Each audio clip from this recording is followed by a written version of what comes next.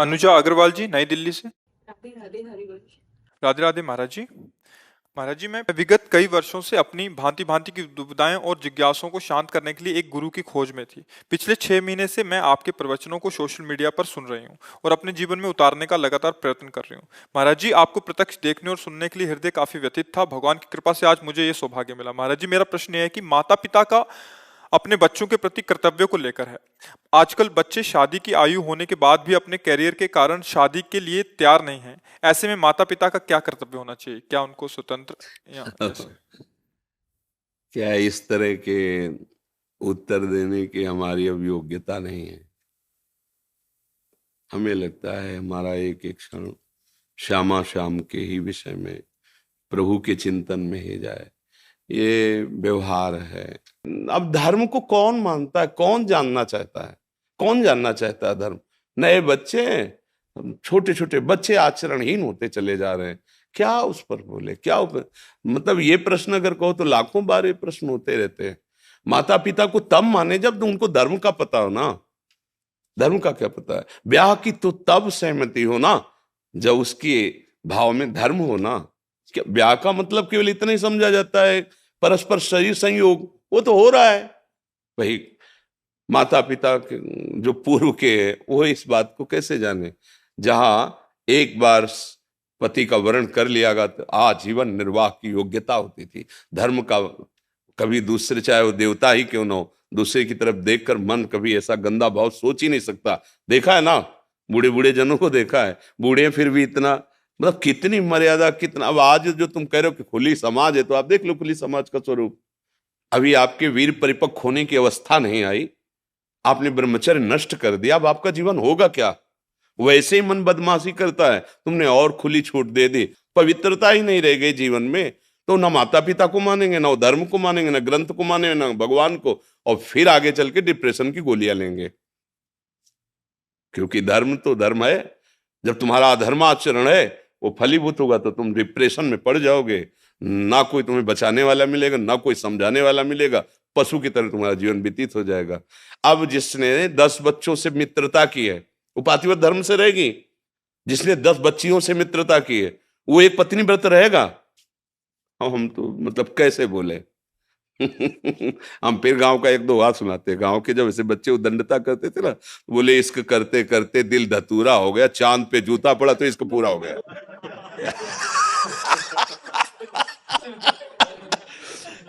कैसे इसको अब कैसे समझ में आवे, कैसे समझ?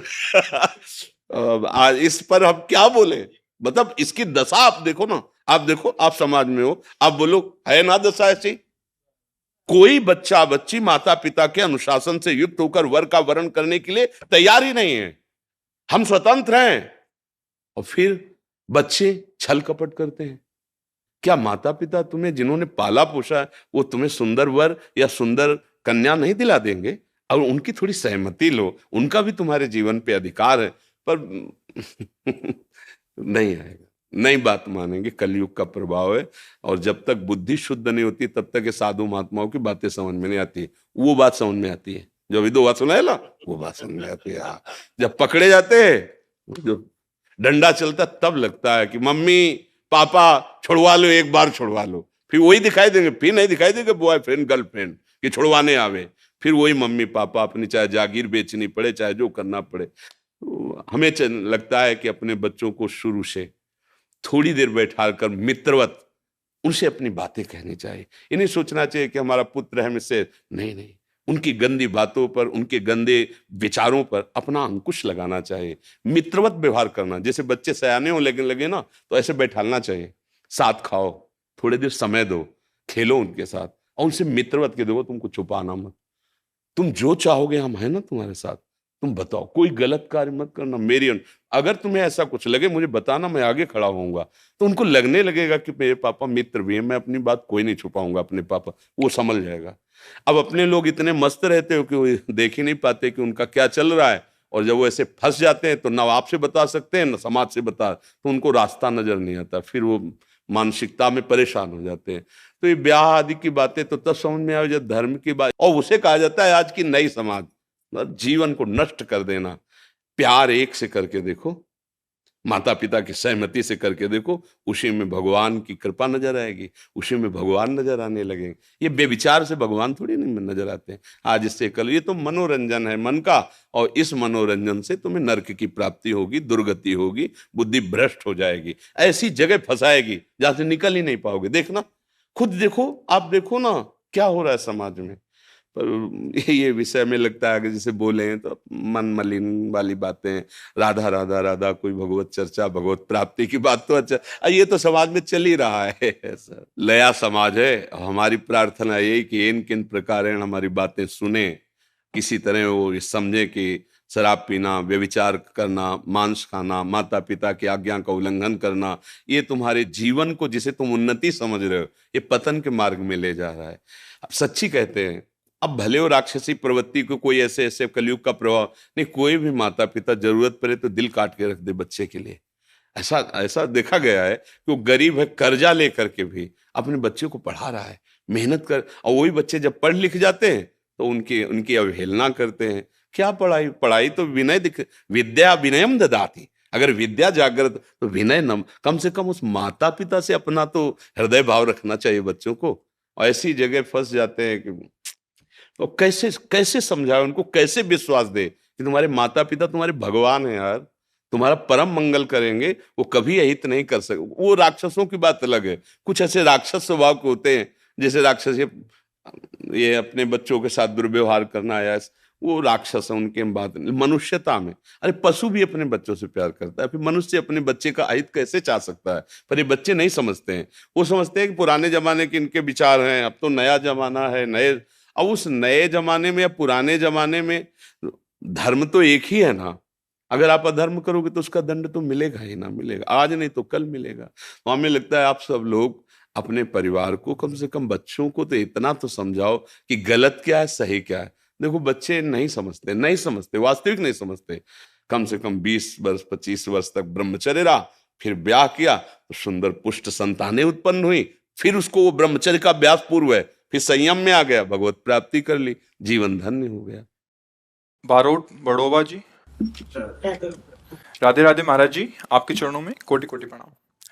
महाराज जी, मेरा सवाल है कि माता पिता और गुरु जी की तुलना में किसका दर्जा ऊपर होना चाहिए? माता पिता या किसी संबंध के कारण गुरु का चयन करा दें उनका? गुरु का जो वर्ण होता है वो परमार्थ के लिए होता है। माता पिता का जो आदेश पालन, सेवा शुश्रा, ये व्यवहार को लेकर है। माता पिता के अंदर जो तत्व है वही गुरु के हृदय में है, वही शिष्य के हृदय में है, वही पुत्र के हृदय में है। इसी बात को समझने के लिए गुरु का आश्रय लिया जाता है। जो सर्वत्र व्याप्त परमात्म तत्व है उसकी अनुभूति के लिए गुरु का आश्रय लिया जाता है। माता पिता का सेवन करना धर्म है, लेकिन गुरु का सेवन करना परम धर्म है। धर्मम भजस्व सततम, सतत धर्म का ही सेवन करना चाहिए। पर त्यज लोक धर्मान, लोक धर्मों का त्याग करके कैसे होगा? सेवन सदा साधु पुरुषान जहि काम तृष्णाम। सदा साधु पुरुष जो भगवत भाव को प्राप्त होकर के द्वंद्वातीत स्थिति में है, उन महापुरुषों का सेवन करो। जहि काम तृष्णाम, कामना और भोगे हुए विषयों के भोगने की पुनः इच्छा का नाम तृष्णा। कामना और तृष्णा का त्याग करके भगवत प्रेमी महात्माओं का संग करो तो लोक धर्म का त्याग होकर के भागवत धर्म, प्रेम धर्म में तुम्हारी स्थिति हो जाएगी। त्यज लोक धर्मान सेवन सदा साधु पुरुषन जय काम तृष्णाम। अन्यस्य दोष गुण चिंतन माशु मुक्त्वा सेवा कथा रसमहो नितराम पिबत्वम। ये भगवत प्राप्ति का पूर्ण श्लोक है। दूसरे के गुण दोषों का चिंतन करना त्याग दे। पहली श्रेणी में उपासक तो ये समझे कि जड़ चेतन गुण दोष में विश्व की न करतार, संत हंस गुण गाय पे परिहरिवार विकार। जैसे जल और दूध एक जगह मिला के रख दो तो हंस केवल दूध ले लेगा, जल छोड़ देगा। ऐसे हंस स्वभाव का उपासक इस संसार को देखे कि गुण और दोष दोनों से मिला हुआ है। जैसे पानी और दूध मिला हुआ है, तो वो गुण रूपी दूध ले ले, पानी को छोड़ दे। किसी की निंदा करने की जरूरत नहीं। फिर इसके ऊपर उपासक की एक स्थिति होती है, तात सुनहु मायाकृत गुण और दोष अनेक, गुण या उभय न देखी, देखी सो विवेक। उत्तम उपासक वो है ना जो किसी के गुण देखता है, ना किसी के दोष देखता है, उसमें भगवत भाव रखता है। मेरे प्रभु ही त्रिगुणात्मिका माया को स्वीकार करके लीला कर रहे हैं। तो गुरु का वर्ण होता है परम धर्म की प्राप्ति के लिए। धर्म का त्याग परम धर्म की प्राप्ति के लिए अनिवार्य है। सर्वधर्मान परित्यज्य माम एकम शरणम ब्रज। तो जब हम व्यवहार लीला में हैं तो माता पिता के अनुशासन में, उनकी आज्ञा के अनुसार सेवा करते हुए चलें। जब हम उसी व्यवहार से परमार्थ की यात्रा करेंगे तो बिना ही विचार करी शुभ जानी, गुरुदेव भगवान की जो आज्ञा, तस्मात् शास्त्रम प्रमाणम ते कार्याकार्यो व्यवस्थितो, शास्त्र प्रमाणित मर्यादा धर्म के अनुसार जो उनकी आज्ञा है, फिर प्राणपण से करना चाहिए। फिर उसमें ये नहीं सोचना है कि मेरी मम्मी क्या कह रहे हैं, फिर पापा क्या कह रहे हैं, क्योंकि ये त्यज लोक धर्मान सेवन सदा साधु पुरुषन जय काम तृष्णा। यदि आपके अंदर लोक व्यवहार धर्म में ही स्थिति, तो माता पिता प्रथम गुरु, उनकी आज्ञा का पालन करो। यदि आप परम धर्म की प्राप्ति के लिए कमर कस ले, तो जननी जनक बंधु सुत दारा, तन धन धाम सुहृद परिवारा, सबकी ममता ताग बटोरी, मम पद मन बांध बरडोरी। ये होता है सदगुरु के द्वारा। वो तुम्हारी एक एक वृत्ति को कैसे घसीट कर प्रभु में लगाना है, ये उपासना बताता है, मंत्र बताता है, मार्ग बताता है। अब वहां सदगुरुदेव की वाणी के सामने भगवान की भी बात नहीं। तजो न नारद कर उपदेशु, आप कहें सत बार महेशु। पार्वती जी कह रहे हैं, हे सप्तऋषियों, मैं अपने गुरुदेव नारद की आज्ञा को उल्लंघन नहीं कर सकती। जिनकी मैं उपासना करती हूं, मेरे महेश्वर भगवान शिव 100 बार आकर के कहें तो भी मैं अपने गुरुदेव की आज्ञा को उल्लंघन नहीं करता। आप कहें 7 बार महेशु। इसलिए शास्त्र प्रमाणित और महापुरुषों द्वारा सम्मानित जिन सदगुरुदेव का वर्ण किया, वो परमार्थ के लिए, वो कोई व्यवहार नहीं है। उनकी वाणी हमारा जीवन है, उसी की पर हम जीवन बलिदान कर देंगे, सब कुछ हो गया। मातृ ऋण, पितृ ऋण, देव ऋण, ऋषि ऋण, सबसे ऋण हो गया और भगवत प्राप्त महात्मा बन जाएगा। व्यवहार पालन के लिए माता पिता की आज्ञा का अनिवार्य है, पालन करे। परमार्थ में कदम रखने पर, गुरुदेव की शरण होने पर, बस एक बात, मंत्र मूलम गुरु वाक्यम, जो गुरुदेव बोल दें। और गुरुदेव वर्ण ही तभी किए जाते हैं जब परमार्थ की प्राप्ति की बात हो। ये व्यवहार में ऐसा ना कर लेना चाहिए कि मन आया गुरु बना लिया, फिर उनकी आज्ञा मान रहे, ना भजन करें, मनमानी, आज दुर्गति हो जाएगी। ऐसे तो सुधरने के चांस हैं, लेकिन गुरु बना के पापाचरण करोगे, रजिस्टर्ड, उसको भोगना पड़ेगा तुम्हें। इसलिए सावधान। जब गुरु बनाओ तो ये तुम्हारे अंदर आ जानी चाहिए कि अब हमारा जीवन गुरुदेव के वचनों पर, अब जो ही कहें करें हम सोई, आयुष लिए चले निजदासी, मन क्रम वचन त्रिशुद्ध सकल मत, हम श्री हित हरिवंश उपासी। आज इनको बना लिया, काल उनको बना लिया, परसों, ये दुर्गति का मार्ग हो जाएगा। और जबकि गुरुदेव का वर्ण परम सदगति के लिए है। गुरुदेव के मंत्र मूलम गुरु, गुरुदेव के वचन स्वीकार कर लो, सब कुछ बड़ा आश्चर्य में जीवन हो जाएगा जिस दिन वचन स्वीकार कर लोगे। एक गुरुदेव भगवान की सेवा में शिष्य रहते थे, तो गुरुदेव को भगवान से बढ़कर शास्त्रों में भी कहा गया और भाव में भी रहता है कि भगवान तो है ही, हमारी दुर्गति नहीं रुकी। जब वही भगवान गुरुदेव रूप में आए तो अब दुर्गति हो नहीं सकती। इसलिए गुरु साक्षात पर ब्रह्म, या मोते ही अधिक गुरु ही जी जानी, भगवान ने आज्ञा करी। वो ऐसी सेवा में तत्पर रहते थे। संतों के प्रति वैसा भाव नहीं था जैसा गुरुदेव चाहते थे। तो एक दिन उनका बेटा, कहाँ जा रहे हो? तो उनका भिक्षावृत्ति के लिए जा रहे हैं। पहले होता था कि 10-5 गांव में जाके अन्न मांग के ले आए, 2-4-6 महीने उसी से भरण पोषण, फिर मांग के ले आए। तो कुटिया आश्रम होती थी, आए हुए अतिथियों की सेवा भी बनती थी। तो भिक्षान्न लेने के लिए जा रहे। उनका फिर लौट के आओ, हम तुमको एक बात बताना चाहते हैं। उनका गुरुदेव जैसी आ गया। 10 दिन तो लगे ही, कई गांवों में जा जा करके अन्न एकत्रित करना, लान। जब लाए तो देखा भीड़ लगी थी। तो उनका भीड़ कैसी आश्रम में? उनका आपके गुरुदेव पधार गए। उनका ऐसा हो ही नहीं सकता। उनका तो लौट के आओगे, हम बात बताएंगे, ऐसे कैसे जा सकते? अरे बोले वो उनका विमान सजाया जा रहा है। तो नजदीक गए, भिक्षान्न रखा, साष्टांग प्रणाम किया और कहा, गुरुदेव आपने कहा था लौट के आएंगे, बताएंगे, आपके वचन कभी मिथ्या नहीं हो सकते, आप सत्य स्वरूप हैं, आप बताइए क्या कहना। उठ के बैठ गए, भक्तमाल में है चरित्र। उठ के बैठ गए और कहा, बेटा हम कहना चाहते थे कि जैसी तुम गुरुदेव में बुद्धि रखते हो ऐसे ही सवै संत गुरुदेव हैं, व्यासे या प्रतीत, सब संतों में ऐसी भावना रखो। तो बोले, गुरु जी फिर इसका प्रमाण तो आप ही दे सकते हैं, 1 वर्ष रुकिए और 1 वर्ष में संतों की सेवा करता हूं, और आपको जब ऐसा लगे कि हाँ आपकी आज्ञा का पालन करने की सामर्थ्य आ गई, तो आप चाहे अंतर्ध्यान हो जाए चाहे विराजमान रहे, पर 1 वर्ष आपको देखना हो। 1 वर्ष तक गुरुदेव विराजमान रहे। सत्य में बहुत, अपने गुरुदेव पर ब्रह्म भाव कर पाना ये बहुत कठिन बात। हम एक पाषाण पर, पाषाण विग्रह पर, काष्ठ विग्रह पर या छवि पर भगवत भाव कर सकते हैं, लेकिन गुरुदेव पर नहीं, क्योंकि ये छवि आपको आदेश नहीं करेगी कि तुम इस समय धर्म विहीन आचरण कर रहे हो, लेकिन गुरुदेव तुम्हारे ऊपर शासन करेंगे। आज के बाद अगर कभी ऐसा सोचा भी तो फिर समझ अब ये गुरुदेव की, अब वो समझता है गुरुदेव ने अपमान कर दिया हमारा। अगर मान सम्मान गुरुदेव की डांट पर आप जोड़ोगे तो आपने गुरु माना ही नहीं, उनको एक व्यक्ति माना। जैसे माता पिता का थप्पड़ अपमान नहीं होता, उनका प्यार होता है, कहीं ना कहीं वो मुझे सुधारने के लिए बोल रहे हैं।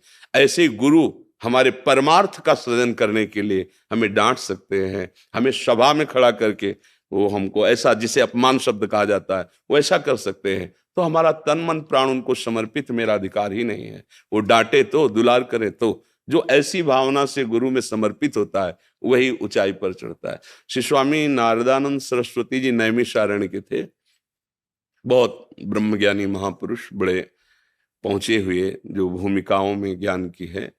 उनके एक शिष्य थे विवेकानंद जी, उनका नाम था। सत्संग चल रहा था, 10,000 लोग वचनामृत का पान कर रहे थे, तो देखा वो नवीन कपड़े पहनकर आए, तो देखा, तो नजदीक आए, प्रणाम किया और बैठ गए। कथा रोक दी और एक शिष्य को बुलाया, गौशाला का गोबर गीला कर दो, और कहा जाओ भाई विवेकानंद, एक डलिया में लकड़ी की गोबर भर करके यहाँ खड़े हो जाओ आके। अब वहां आज्ञा उल्लंघन तो हो ही नहीं सकती। अब वो सब गोबर टपक रहा है ऐसे। जितनी देर सत्संग हुआ तितनी देर खड़े रखा, फिर दृष्टि डाली, कोई रोष नहीं, कोई शोक नहीं, वही प्रसन्नता। उनके बाद वही वहां के अधिकारी बने, नैमिषारण्य के श्री नारदानंद सरस्वती जी। शिष्य तभी अधिकारी होता है जब देह भाव उनके चरणों में समर्पित हो जाए, अंतःकरण की एक एक वृत्ति उनकी आज्ञा में हो जाए, स्वभाव बन जाए गुरु की आज्ञा का पालन करना। ये तीन ही शरीर बांधे हुए हैं, स्थूल सूक्ष्म कारण। अगर स्वभाव सहित गुरुदेव को समर्पित, तो ब्रह्म रूप था, ब्रह्म रूप है, ब्रह्म रूप रहेगा, ऐसा अनुभव हो जाएगा। उससे कोई नई चीज थोड़ी हुई है। और यही अनुभव करने के लिए गुरु का वर्ण किया जाता है। माता पिता लोक व्यवहार धर्म में है, जो परम धर्म है, उसमें यदि वो हमें भजन का आदेश करते हैं और हमारी बुद्धि भगवत बुद्धि हो जाए, तो उससे भगवत प्राप्ति हो जाएगी।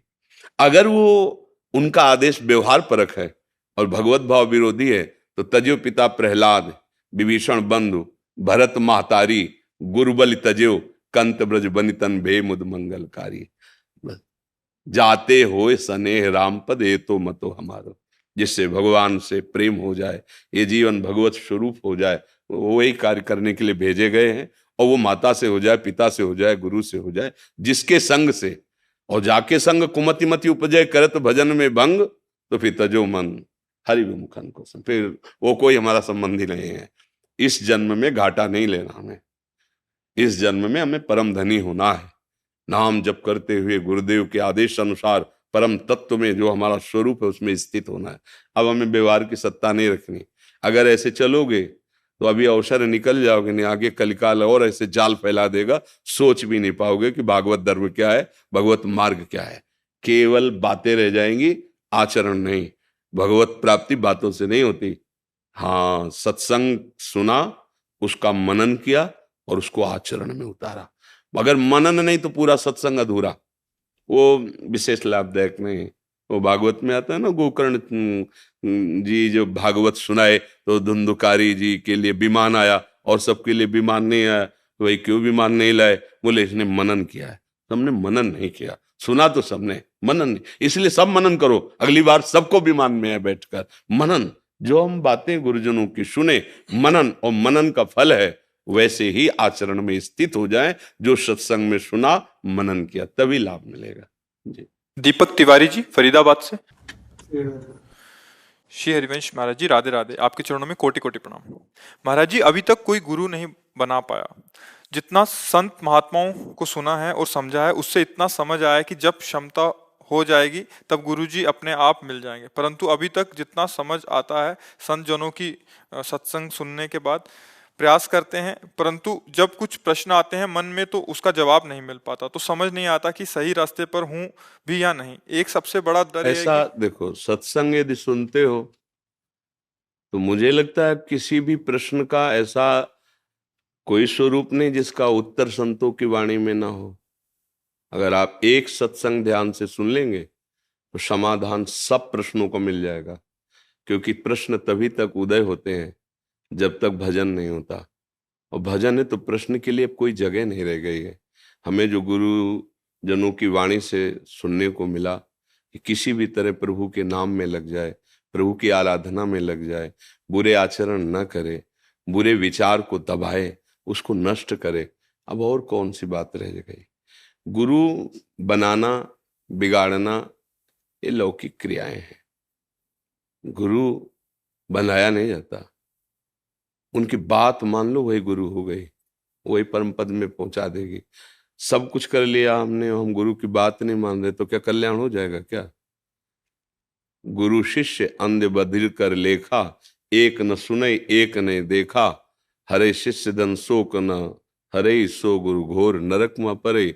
और गुरु आज्ञा को उल्लंघन करने वाला गुरु द्रोही शिष्य त्रिकाल में कभी सुखी नहीं हो सकता। तो दोनों जगह बात पाई जाती है कि जो प्रभु की वाक्य है, आचार्यों के वचन है, गुरुजनों की वाणी, वो मान लेना ही गुरु मानना है। गुरु बनाना कोई एक क्रिया नहीं है, क्रिया करने से कोई गुरु बन नहीं जाता है। गुरु के वचनों को मानना ही गुरु महिमा को स्वीकार करना है। वचन ना माने तो हजारों लोग कंठी बंधा लेते हैं, तिलक ले करके मनमानी गंदे आचरण करते हैं। गुरु उनके आचरणों को देख करके दुखी होते हैं, जलते हैं कि देखो तुमने इसलिए गुरु मंत्र लिया था, पर वो सुधरने की चेष्टा ही नहीं करते, उनकी बात ही नहीं मानते। तो क्या वो गुरु शिष्य हैं? क्या ये संबंध ठीक है? नहीं ठीक है। आपने एक बात सुनी गुरु की और उस पर चल दिए तो आप कंठी बंधवाओ या ना बंधवाओ, जिस संत की वाक्य सुनी वो गुरु वाक्य ही तो है, चल दिया, आप भगवत प्राप्त हो जाओगे। आगे आवश्यकता होगी वो खुद आके स्वीकार कर लेंगे, आपको ढूंढने की जरूरत नहीं पड़ेगी, बात माननी पड़ेगी। श्रवण सुजस सुनियायऊ, भगवान का यश सुन करके ही शरणागति का भाव प्रकट होता है। भगवान का यश किसी भगवत प्रेमी महात्मा के ही मुख से निकलता है। तो अगर किसी भी संत के वचन सुने तो गुरु नहीं और कौन है? हम उसकी बात मान ले, हमारा परमार्थ की यात्रा शुरू हो जाएगी। फिर प्रगट में आके जो उनको लीला करनी हो खुद स्वीकार कर लेंगे। हमारा कार्य है आज्ञा पे रहना, और सबसे बड़े गुरु हृदय में बैठे हैं। आप उनकी आज्ञा पालन कीजिए। वो कहते हैं ये नहीं करना चाहिए, आप मानते हैं, वही कर बैठते हैं जो मन कहता है। अंदर से प्रेरणा आती गलत है, नहीं करना चाहिए, इसका दंड मिलेगा, पर आप मानते हैं? नहीं मानते, तो बाहरी गुरु बना करके भी क्या मान लेंगे। ऐसे ही है, लाखों लोग शिष्य बन जाते हैं। गुरु बनाना बहुत सरल है, लेकिन गुरु की मानना यही खास बात है। गुरु मानने वाले तो हजारों मिल जाएंगे, लेकिन गुरु की मानने वाला कोई बिरला ही होता है, और वो बिरला भगवत प्राप्ति निश्चित कर लेता है। गुरु की कहाँ मानते हैं, बिल्कुल। फिर वो केवल एक व्यवहार हो जाता है कि ये गुरुदेव हैं, वो शिष्य हैं, कुछ उसमें रंग नहीं आता पक्का। मुझे यही प्रार्थना है आपसे करनी कि कौन सी बात है ऐसी जो आप जानते ना हो। क्या आज तक नहीं जाना कि भगवान का नाम सत्य है? सच्ची बताना। महाराज यही एक्चुअली यही प्रश्न था थोड़ा, जो मुर्दा लेके कभी गए हो? हाँ, बोलना सुना है वहां जो मुर्दे के साथ बोला जाता है, राम नाम सत्य, नहीं सुना है? क्या इस पर विचार नहीं किया? अरे और उपदेश तो जाने दो। मुर्दा लेके जब जाते हैं तो क्या बोलते हैं? बोलते हैं ना, राम नाम सत्य है, गोविंद नाम सत्य है, यहाँ ब्रज में गोपाल नाम सत्य है, गोविंद नाम सत्य। नहीं समझ में आ रहा क्या कह रहे हैं? वो झूठ थोड़ी बोल रहे हैं। अंतिम यात्रा यही होती है, राम नाम सत्य। अगर जिंदगी में उतार लो कि भगवान का नाम सत्य है, तो तुम सत्य स्वरूप में स्थित हो जाओगे। भगवान का नाम सत्य नारायण है ना, सत्य में स्थित हो जाओगे। अब मानना है नहीं कोई बात, कह रहे हैं राम नाम सत्य, उसको फूंक के आ रहे हैं, और ये दिमाग काम नहीं कर रहा कि एक क्षण में इस शरीर की भी यही दशा होगी, हमको भी जाना है। और कहा जा रहा है राम नाम सत्य है, तो मैं उस सत्य को स्वीकार कर लूं, फिर आके संसार के कार्य में लग गए। वो भूल गए जो दृश्य देख के आए थे कि यार ये शरीर जिसको इतना प्यार किया कि सब छूट गया, और उसको जला के आ रहे हैं, तो उसी में उच्चारण करते हैं राम नाम सत्य। पकड़ सत्य को, अभी कल्याण हो जाएगा। आपकी बहन को कोई गंदी दृष्टि से देखे, आपको कैसा लगेगा? आप किसी की बहन को फिर गंदी दृष्टि से मत देखिए। हर चीज आत्मना प्रतिकूलानि परेशान न समाचरे। किसी को उपदेश ज्यादा लेने की जरूरत नहीं, मानने की जरूरत है। आपके अंदर क्या ऐसी बात नहीं आती? आपके साथ कोई कठोर व्यवहार, अधर्माचरण, पाप छल करे, आपको कैसा लगेगा? तो आप ऐसा व्यवहार दूसरे से मत करो। पर ऐसा नहीं है, ज्यादा कुछ समझने की जरूरत नहीं, जितना समझ गए उतना चल दो, तो आगे का रास्ता प्रकाशित हो जाएगा। पर हम लोग जानते बहुत है।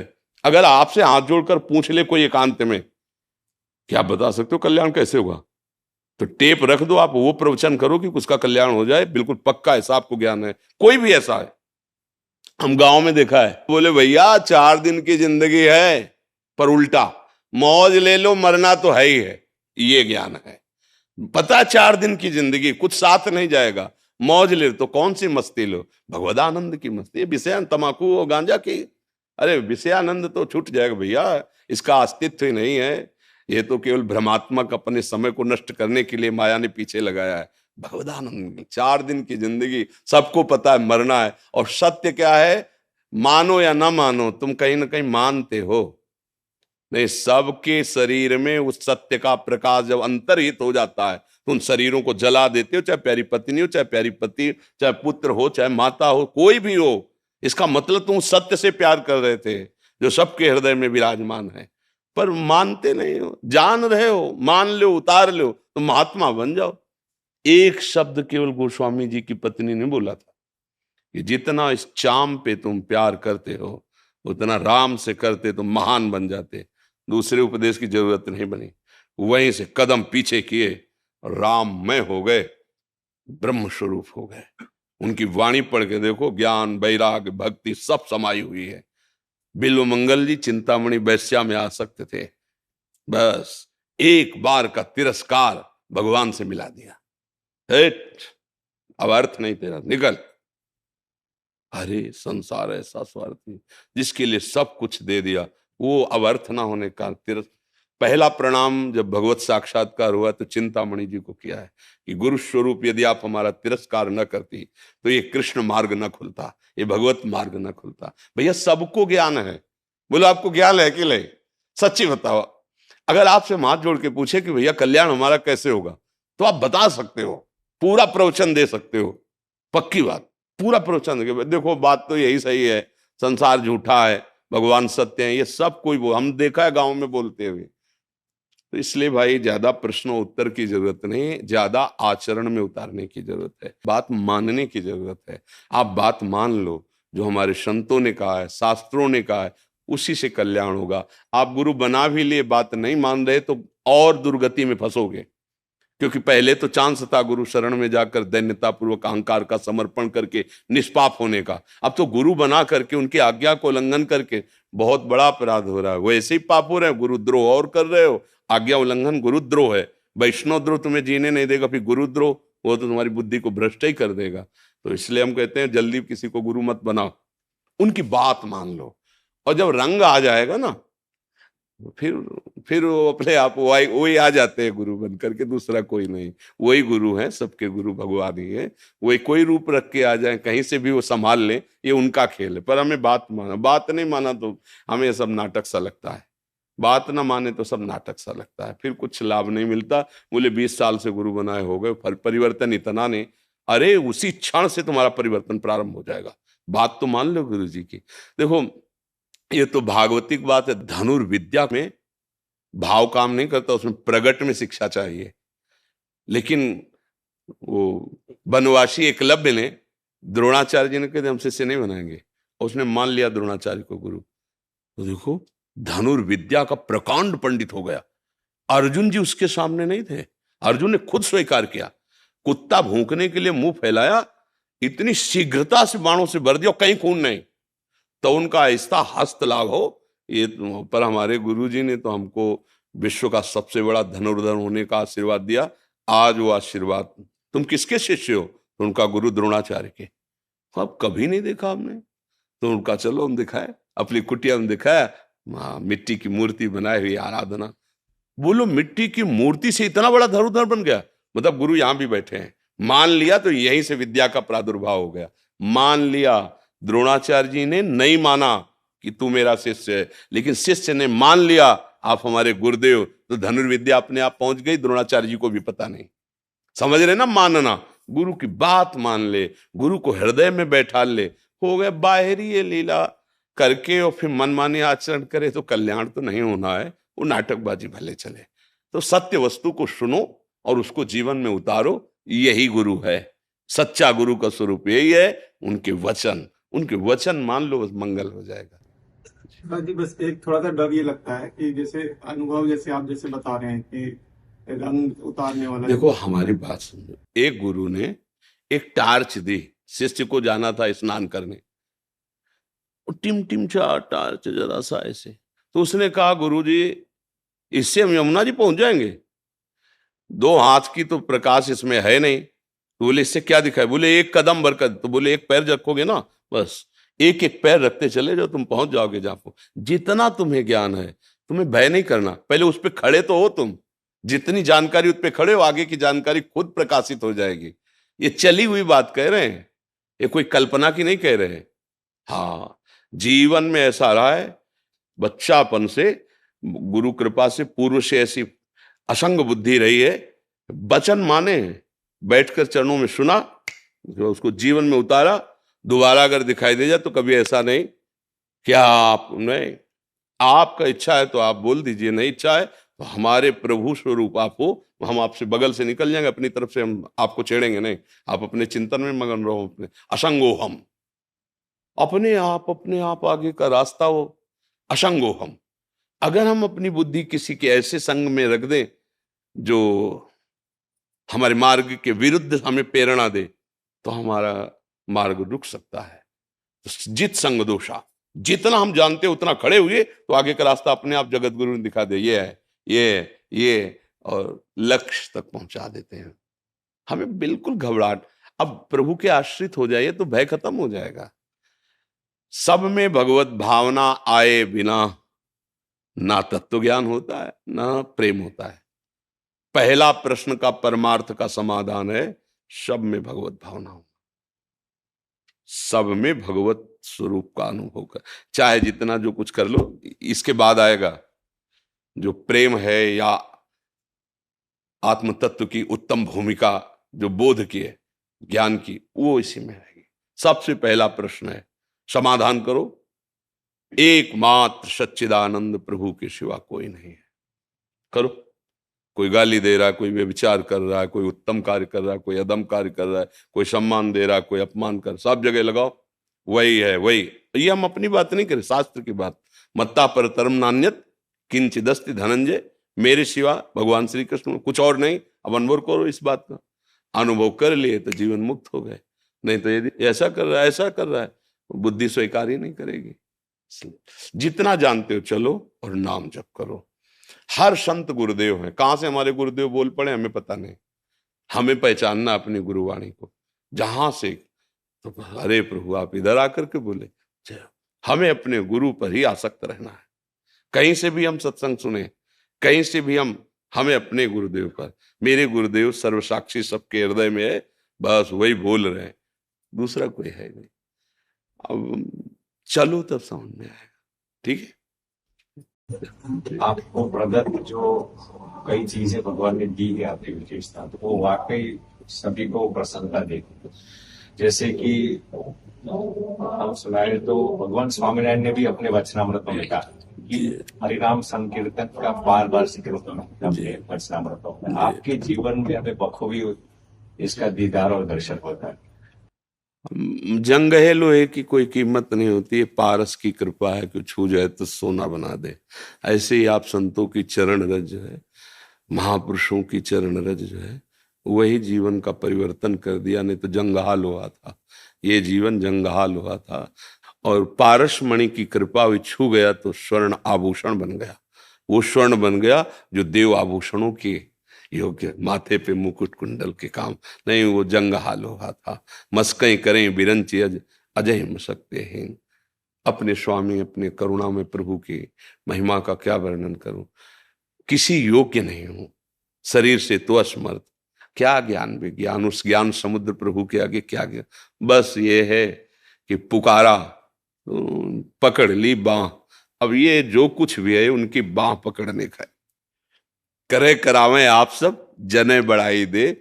ये पर्दे के पीछे आप कर रहे, और ये बाहर से पर हमें पता है ना, हमें पता है कि करे करावे आप सब, जने बढ़ाई दे।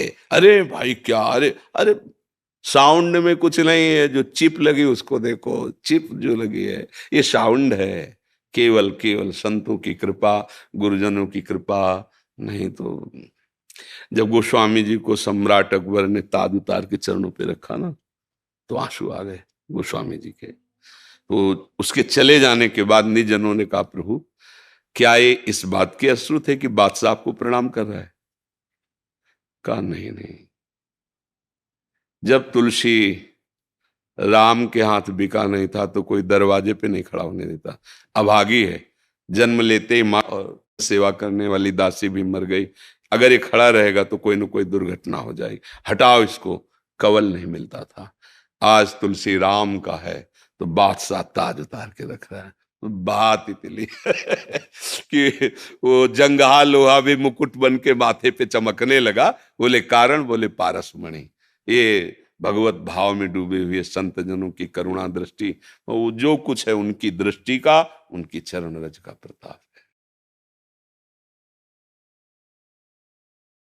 है। जय श्यामा श्याम की जय। राधा। श्री भीष्म महर्षि, महर्षि आप चिन्मयानंद बापू जी हैं, आप हरी चर्चा करते हैं और बहुत जी से भक्त आज इनके वचनामृत का पान करके इस मार्ग पे आगे बढ़ रहे हैं। महर्षि जी। आपके कोई आशीर्वचन वचन महर्षि? हाँ, हमारी तो सबसे यही प्रार्थना है कि देखो, भगवान का आदेश है, मच्चित्ता मदगत प्राणा बोधयंता परस्परम। अगर हमारे अंदर ऐसा रहेगा कि हमारे उपदेश से सबका कल्याण हो रहा है, तो हम अभी उपदेश देने लायक ही नहीं हुए।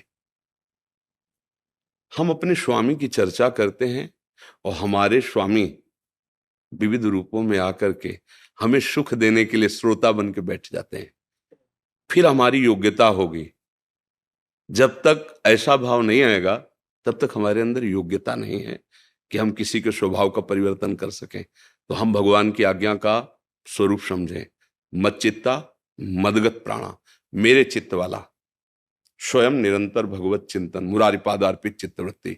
और मदगत प्राणा, जैसे प्राणों का पोषण जल और वायु और अन्न से होता है, ऐसे भगवत लीला गायन, भगवत लीला श्रवण और भगवान नाम जप, ये हमारे प्राणों का पोषण हो। फिर बोधयंता परस्परम, फिर सामने जो बैठे हुए भगवत स्वरूप हैं, उनसे हम अपने ही प्रभु की चर्चा करके अपनी वाणी को पावन करते हैं, अपने हृदय को निर्मल करते हैं। स्वांता सुखाय तुलसी रघुनाथ गाथा। हमारा कभी ये भावना है कि मैं जगत मंगल कर रहा हूं, क्योंकि जगत मंगल स्वरूप भगवान है। पहले हम ये अनुभव करें, सर्वत्र मेरा प्रभु विराजमान है। फिर जो भगवत चर्चा होगी, वो एक एक शब्द हृदय में जा करके मंथन कर देगा और उसको बलात् भगवत मार्ग में खड़ा कर देगा, क्योंकि वो शब्द आपने सिद्ध कर लिया है। जो उपदेश कर रहे हैं वो अपने जीवन में आचरण में उतार कर सिद्ध कर लिया है। हम सबको जो भागवतिक पदों में बैठ करके भगवत चर्चा करते हैं, जिनके हृदय में शास्त्रों के गूढ़ वाक्यों को सरल भाव से सबके श्रवणेंद्रिय में पहुंचे, ऐसी भावना से, और उनकी श्रवणेंद्रिय में पहुंचे, इससे मुझे सुख मिलेगा, मेरी सेवा बन जाएगी कि मैं सब भगवत स्वरूपों को भगवान का यश सुना रहा हूं। ये सावधानी रखनी चाहिए कि कभी भी हमारा मन प्रभु की सेवा किसी भी प्रलोभन में फिसले नहीं। क्योंकि जब हम धर्म के पूज्य पद पर बैठते हैं तो हमारा बहुत सावधानी का विषय बन जाता है कि हमारे द्वारा कोई भी ऐसा आचरण ना प्रस्तुत होने पावे जो हमारे उपदेश के खिलाफ हो। जो हम ही उपदेश करते हैं, उसी उपदेश के यदि खिलाफ हमारा कोई आचरण हो गया तो हमारे उपदेश का रंग नहीं चढ़ पाएगा। मन में जो चल रहा है वही वाणी में, और जो वाणी से निकला है वही आचरण में देख लो। वही अगर तीनों मिल जाएं, मन, वाणी और आचरण, तो उसी महात्मा का नाम है जगत मंगल स्वरूप, तीर्थराज स्वरूप, तीर्थी कुर्वन्त तीर्थादि। वो महात्मा चाहे पैंट शर्ट पहने और चाहे धोती कुर्ता पहन ले, चाहे लाल पीले पहन ले, ये बाहरी वेश है, उद्देश्य वही हो गया जो एक महात्मा का होता है। इसलिए हमें सदैव जीवन भर सावधान रखना है। हम एक सेवक हैं जो अपने स्वामी का यश गान करके स्वामी को सुख पहुंचा रहे हैं।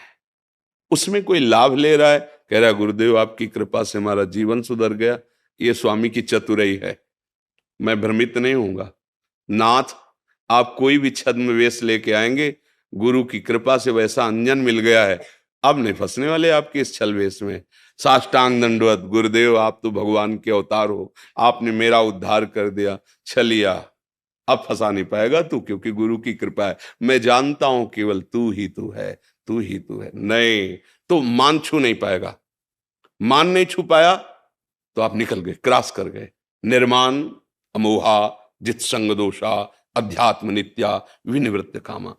अगर हम भगवत कथा को भगवत प्रसन्नता का हेतु बना लें और प्रभु हमसे प्रसन्न हो जाए तो हमारे लिए दुर्लभ क्या रह गया?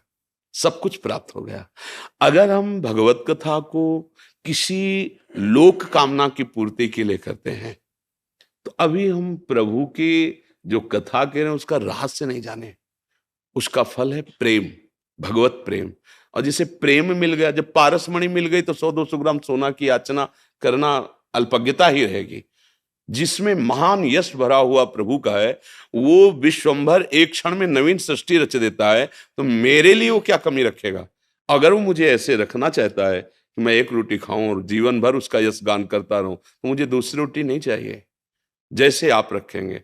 अगर हम कहीं अर्थ की मान्यता, मान की मान्यता और लोकप्रिय बनने की मान्यता की, तो हम भगवद यश, भगवद रहस्य को यहां प्रकाशित नहीं कर पाएंगे। और यहां प्रकाशित नहीं हुआ तो टेप में और हम में कोई अंतर नहीं रह गया। जैसे टेप में जो भर गया वो बोल रहा है, ऐसे पढ़ के हमने शास्त्र पढ़ लिए और वो बोल रहे हैं, लेकिन शास्त्र का जो उद्देश्य है वो भगवत साक्षात्कार है, वो निर्विकारिता है, वो द्वंद्वातीत होना है, त्रिगुणातीत होना है। तो मेरी प्रार्थना आपसे ही नहीं सबसे है।